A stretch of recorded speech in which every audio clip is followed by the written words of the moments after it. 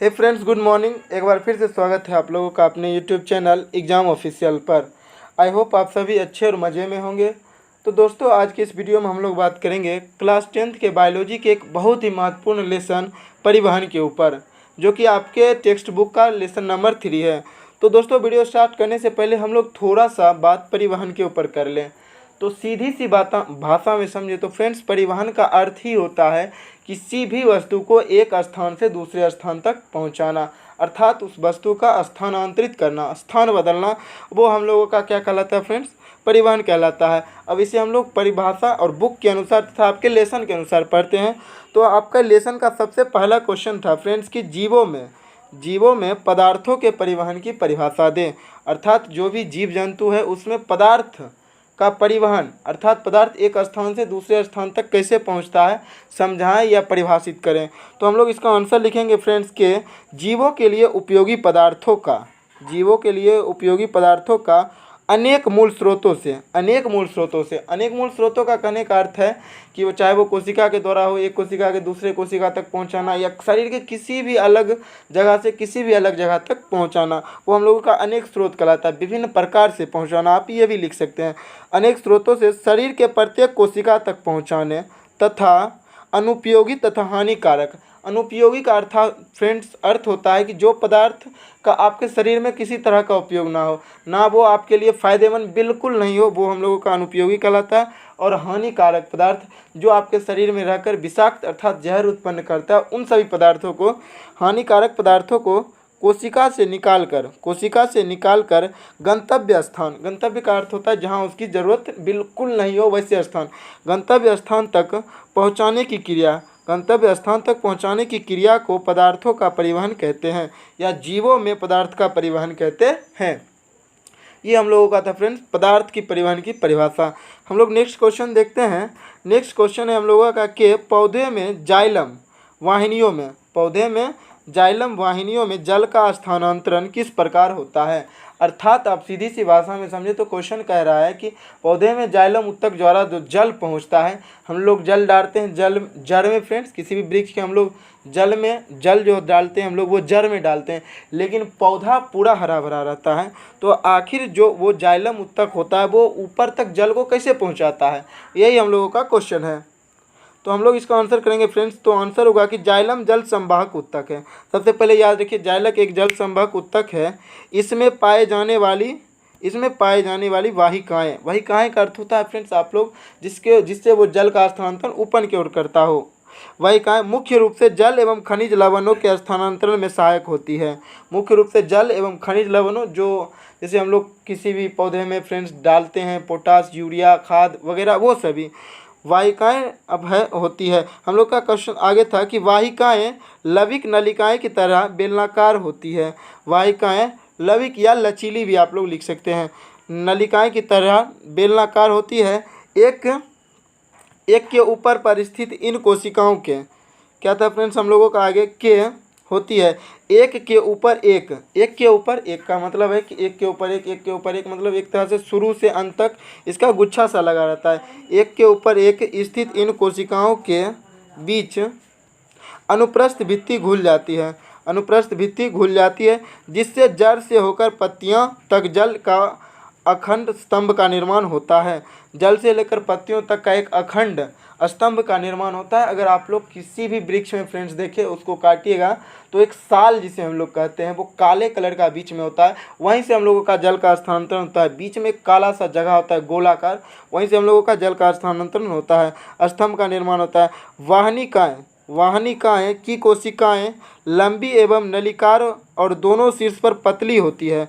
वाहनिकाएं की कोशिकाएं लंबी एवं नलिकार तो होता है फ्रेंड्स आप लोग समझते होंगे, नलिकार नली के समान, और दोनों शीर्ष पर पतली होती है। यह मुख्य रूप से छोटे बीच एवं निम्न संवहन जल तथा घुलित, निम्न संवहन का होता है थोड़े थोड़े जल का संवहन, तथा घुलित खनिज पदार्थों को जड़ से पत्तियों तक पहुँचाता है।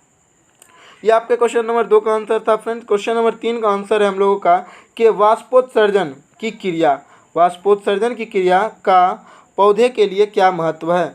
वाष्पोत्सर्जन की क्रिया का पौधे के लिए क्या महत्व है। तो हम लोग लिखते हैं इसका आंसर फ्रेंड्स के वाष्पोत्सर्जन का महत्व वाष्पोत्सर्जन का महत्व, पौधे के मूल से चोटी तक, पौधे के मूल अर्थात जड़ आप लोग कह सकते हैं, से चोटी अर्थात आप लोग उसका सबसे ऊपर वाला पार्ट कह सकते हैं। मूल से चोटी तक लगातार जल की धारा वाष्पोत्सर्जन के द्वारा ही प्रवाहित होती है। वाष्पोत्सर्जन के कारण ही जो जल नीचे से ऊपर की ओर जाता है वो हम लोग इसी के कारण होता है। क्वेश्चन आगे था, आंसर था आगे, यह खनिज अवशोषण एवं परिवहन में भी सहायता करता है। यह खनिज अवशोषण अर्थात जो हम लोग जड़ में, जैसे कि आप लोग जानते होंगे, जैसे कि कोई वृक्ष में गोबर डाला जाता है, किसी में खाद डाला जाता है, किसी में यूरिया DAP, उन सभी का संबंध में भी यह सहायक होता है। इसके अलावा यह पौधे में तापक्रम संतुलन अर्थात उसके अंदर का तापक्रम संतुलन बनाए रखने में भी सहायक होता है। नेक्स्ट क्वेश्चन है हम लोगों का कि मूल रोमों की कोशिका में जल कैसे पहुंचता है। मूल रोमों की कोशिकाओं में जल कैसे पहुंचता है, तो हम लोग आंसर करेंगे कि जल का अवशोषण एवं परिवहन। जल का अवशोषण एवं परिवहन, पौधे मृदा से जल का अवशोषण मुख्यतः अपने मूल रोमों के द्वारा करते हैं। अब हम लोग पीछे पढ़ चुके हैं कि मूल रोम क्या होता है। कोशिका में कोशिका रस का प्रासरण, कोशिका में कोशिका रस का प्रासरण दाब भूमि जल के दाब से अधिक होने से, दाब भूमि जल के दाब से अधिक होने से जल विसरण द्वारा, विसरण का अर्थ होता है थोड़ा थोड़ा, जल विसरण द्वारा मूल रोमों की कोशिकाओं में पहुंच जाता है, मूल रोमों की कोशिकाओं में पहुंच जाता है, जिस कारण से हम लोगों का ये नीचे से पानी हम लोगों का ऊपर चले जाता है। तो हम लोग आगे क्वेश्चन देखते हैं फ्रेंड्स। आगे का क्वेश्चन है कि लाल रक्त कोशिका ऑक्सीजन का वाहक करती है कैसे। बहुत ही इंपॉर्टेंट क्वेश्चन, मोस्ट इंपॉर्टेंट और पूछा गया क्वेश्चन है।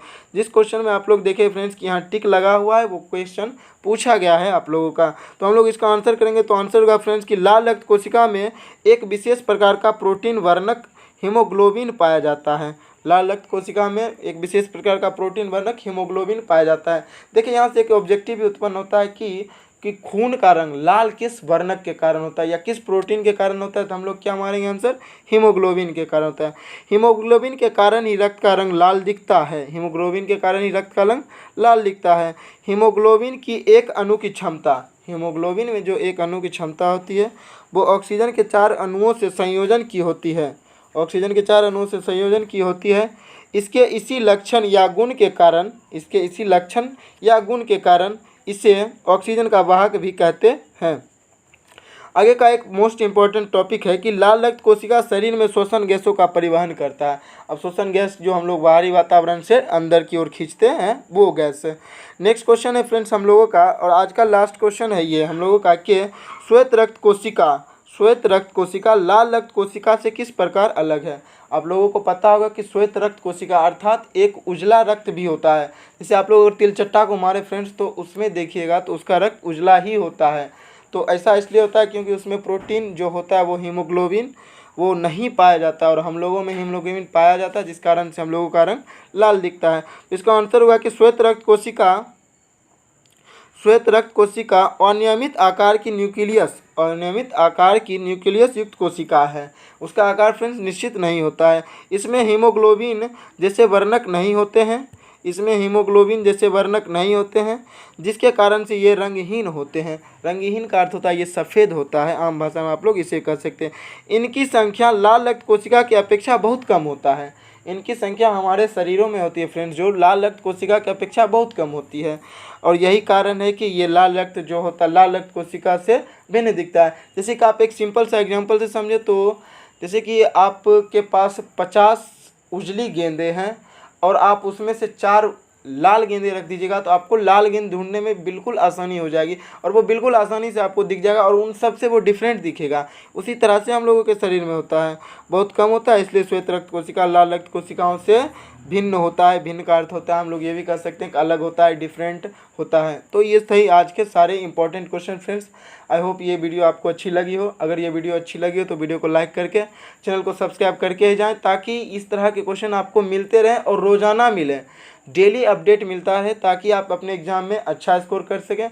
और फ्रेंड्स आपको एक ज़रूरी जानकारी देनी थी कि हम लोग जून से हिंदी भी स्टार्ट करेंगे। जून से हम लोग हिंदी सप्ताह में, और सप्ताह में 50 क्वेश्चन मिक्स क्वेश्चन बैंक से आपका वो भी आता जाएगा। बहुत से एक दो बच्चे का कमेंट भी मैंने पढ़ा तो वो कह रहे थे क्वेश्चन बैंक, तो हम लोग क्वेश्चन बैंक नेक्स्ट मंथ से डील करेंगे। तो तब तक के लिए जय हिंद, जय भारत।